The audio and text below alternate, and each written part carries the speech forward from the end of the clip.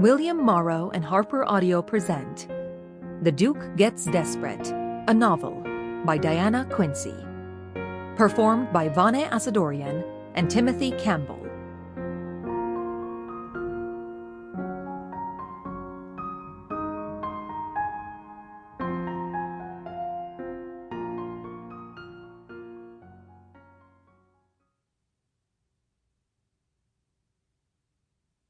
To Taufik, for painting our lives with your love for us. Chapter 1. Yorkshire, England, 1886. As far as funerals went, this was one of the more aggravating.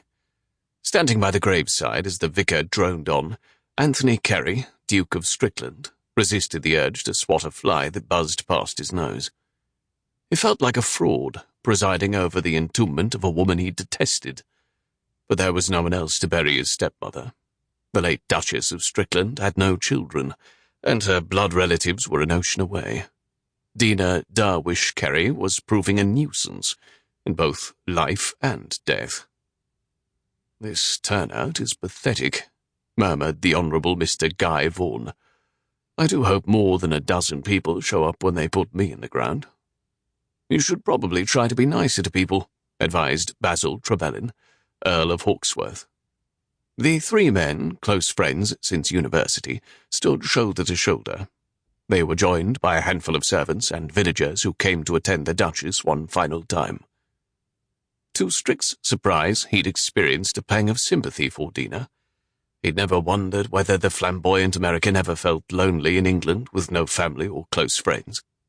Strick assumed she'd take a string of lovers after losing her much older husband, but Dina led a surprisingly quiet life after being widowed 2 years earlier. "At least Strick finally gets his castle back," Guy spoke quietly, "assuming Dina kept her word and left Tremaine to you." "It should have been mine all along," Strick muttered. The bitterness of losing his childhood home to a foreign interloper lingered, as did the shock of discovering his late father had deliberately allowed the entail on the castle to lapse, so he could leave the property to his wife, rather than his son and heir to his title. Who else would the late Duchess leave the castle to? She has no relations in England. Hawke waved a hand in front of his face. "Damn flies." "True," Guy put in, "and Dina did say on more than one occasion that the late Duke wanted the castle to stay in the family." Hawke shooed another fly away. Let's hope she obliged him. Anticipation shot through Strick's veins. The reading of the will was scheduled for immediately after the funeral. Castle Tremaine, home to 8 generations of Carys, was in Strick's blood. He knew every turret, each battlement, and every inch of the bailey by heart. He and his sisters had played attack on the castle countless times as children, defending Tremaine against imaginary invaders, only to have father surrender the castle to one very real transgressor. Hopefully the Dina disaster could finally be put into the past, a tiny blip in the long history of Castle Tremaine and the Dukes of Strickland. Strick surveyed the familiar faces assembled in the churchyard, some sombre, others obviously bored. The mourners included Tremaine's butler and housekeeper, the local seamstress and her husband, who ran the village tavern, and Elton Foley, the local railroad factor who wanted to lay tracks through Strick's property, an offer Strick repeatedly rebuffed. A loud sniffle cut through the air.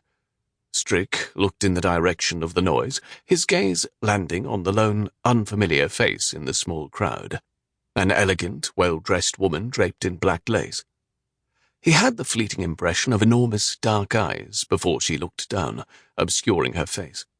She dabbed a snowy kerchief against her cheeks. Was she crying? "Finally," Guy muttered, "I need a drink." Strick belatedly realized the vicar had stopped talking. The gravediggers approached with shovels in hand, people scattered, returning to the business of the day. Life went on. "Good luck with the will," Hawke said before going off with Guy. "Join us at the tavern after." Sample complete. Ready to continue?